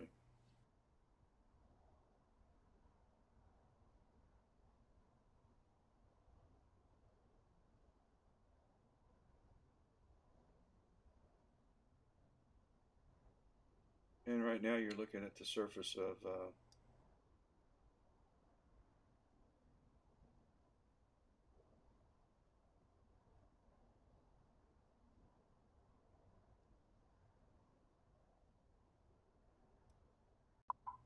our nightlight. I'm in Spartanburg, South Carolina, US of A. It's southeastern part of the United States. This is where you get into some interesting parts of the moon where you have a lot of contrast with some of the craters. I'll get to the edge over here, and we'll brighten it up a little bit.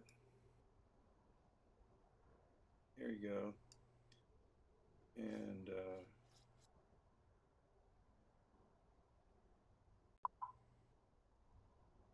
yes, United States. Yes, sir. Yep, US of A. We can, well, I'll leave it up. I'm going to take the observation camera down, but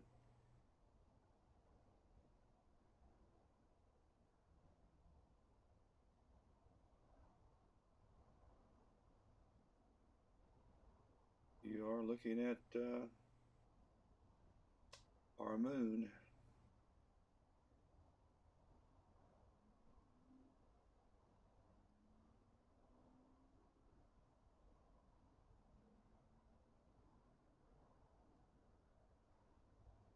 When the moon is full, you don't have the effect of the sun cascading across these craters. So you don't have the contrast. And taking pictures of a full moon is just very unappealing. It's when you have a partial like this that you can um, really see the effects of these craters, because they really do play well with imaging, and see these mountain ranges, because the sun is coming from the right, the bottom right, and going in this direction, and it's cascading. And of course, you're seeing shadows of the sun on these craters lighting up the far sides of the craters. You can see where the sun's coming from by the shadows. And that's what lights up our nightlight.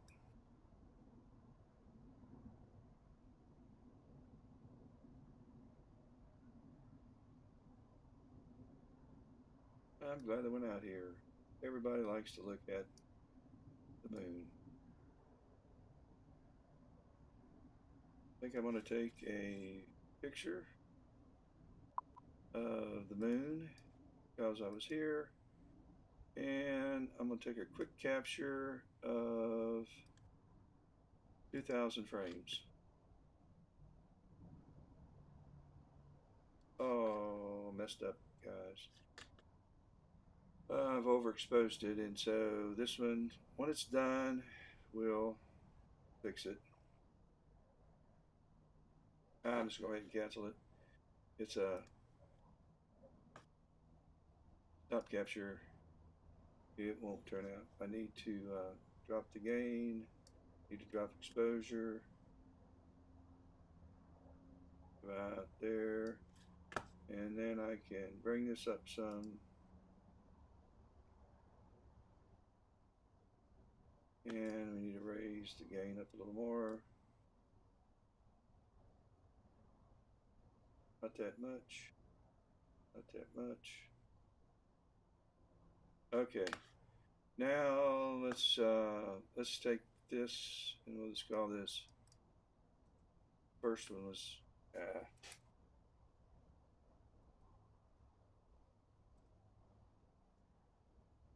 and 2,000 frames.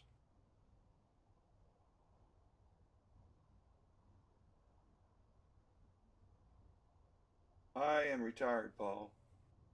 I was in financial planning for 43 years, and I do a lot of photography work in sports. I've slowed that down a lot, but I did a lot of photography in sports world since I retired. Kind of my fun thing. I love photography, all kinds of it. In the daytime, uh, landscape, nighttime sports, football, basketball, baseball, soccer, tennis, golf, and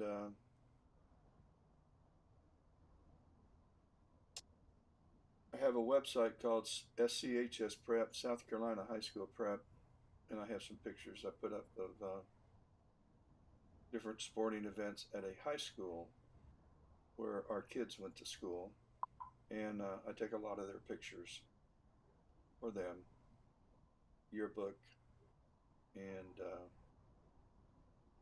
the district office.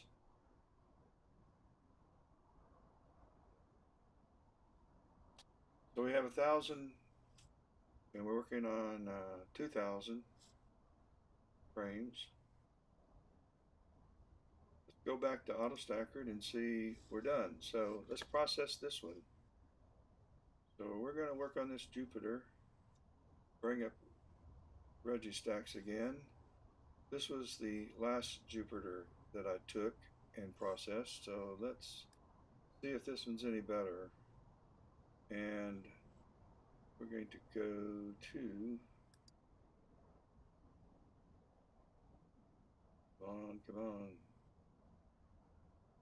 up, crashed. Go ahead and close it. I'll open it again. I love Windows.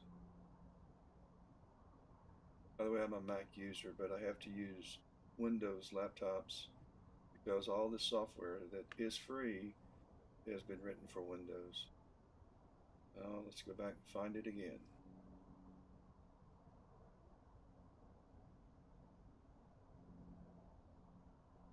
And we're going to go Jupiter, no, going to Jupiter 11, 70. Is that right? Yes, that's right. We're checking out this focus, which I can already tell you isn't as good. Okay, so let's do RGB align.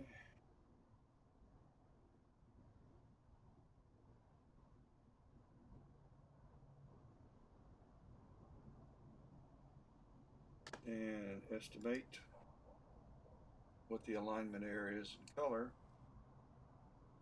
This is what the atmospheric dispersion filter corrects. And the last time I used it just on the prior image, there were no corrections. So the settings that I used from the last time I imaged Jupiter, which was about 10 days ago,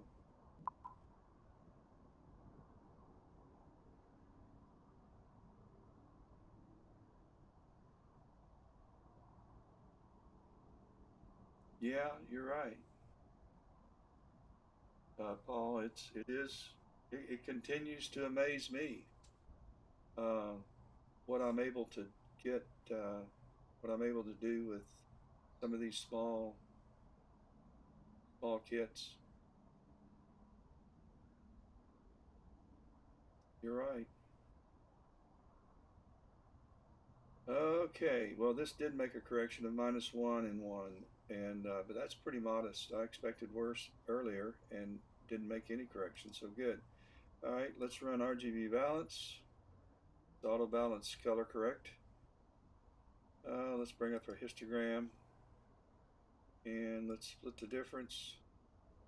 Stretch this. Let's come over this way and let's split the difference again.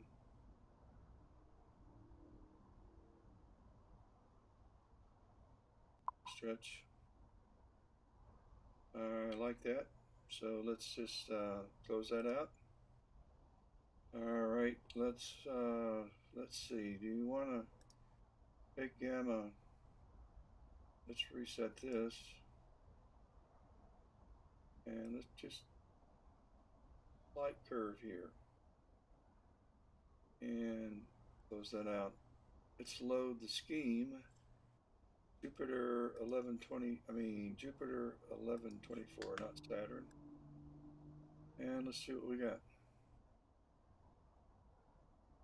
Yeah, this isn't as focused as the last one, but there's the great red spot. You can now see it. But it is just not as it's just not as in focused. So I think we're in the right direction at 11:10 for tonight. Save? No, we're not going to save it. Okay, um, we're finished taking those. Let's move one other place on the moon, and then I'm going to call it a night. And let's go. Let's see. We want to go. Nope. We want to go this way. I want to go way over to the shady side, or the dark side, where it goes from light to dark. That's the terminator. And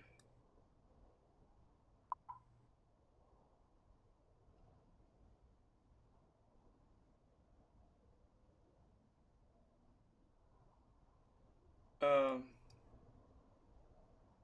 actually, the if I think I understand your question, Paul, the it's not as bad a time as I expected it to be. The clouds are going to create a problem. I don't. Um, they may have kind of moved on, but we've got some clouds moving in. I saw them a while ago with my outside camera. It doesn't seem to be creating a real problem for the moon right now. Let's drop the exposure down some.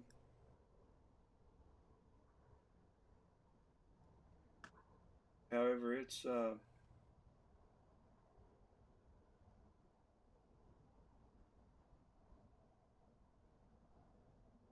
and a special operation. The camera that I use for planetary is the same camera that I use for the moon. Now I do use different cameras for the sun, and I use different cameras for deep space, galaxies, and nebula, such as that. Let me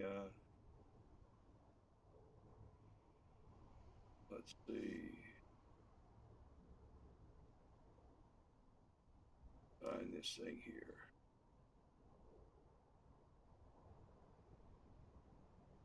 I've taken some images this year.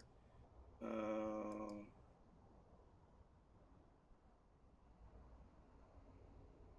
okay, this is a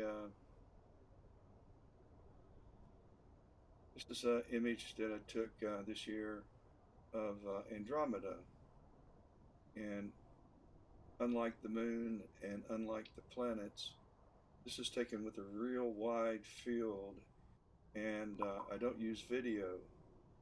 I use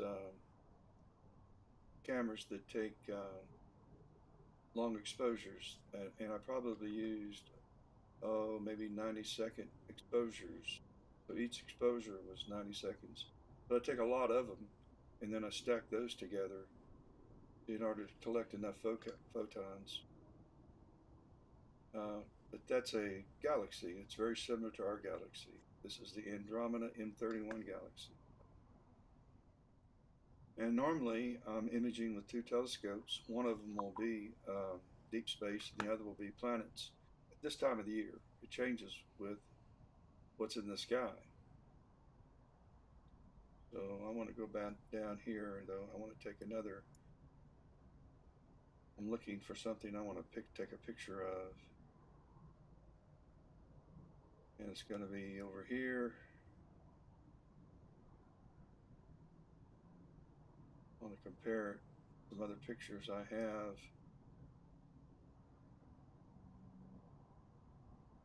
of.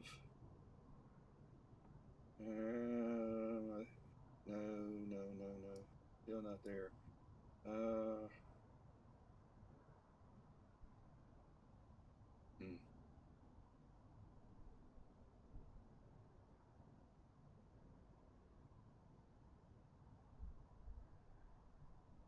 Oh, here we go. Here we go. Okay.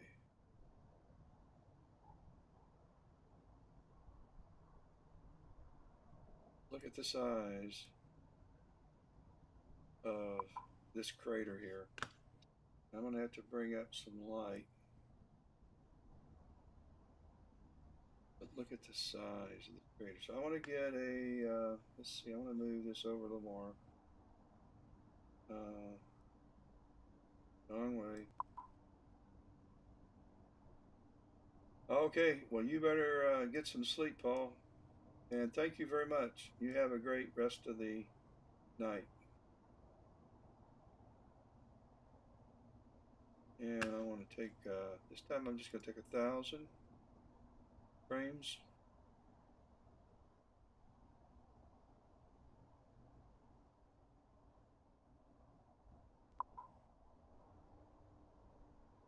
Okay, see ya.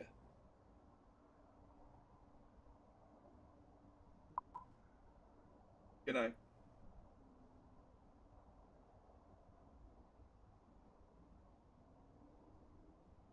And as soon as I have this, folks, I think I'm going to, oh, I don't need to bring this back up.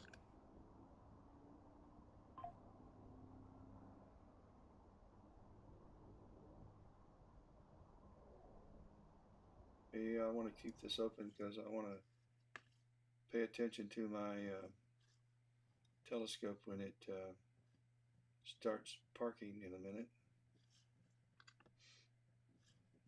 So let's do that now.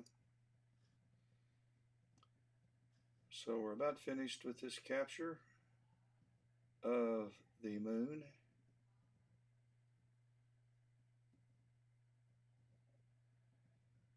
And I am going to park the telescope and I'll show you how to do that. And we're going to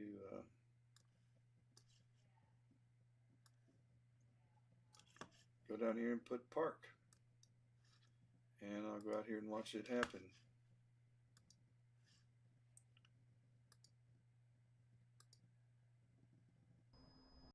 There it goes.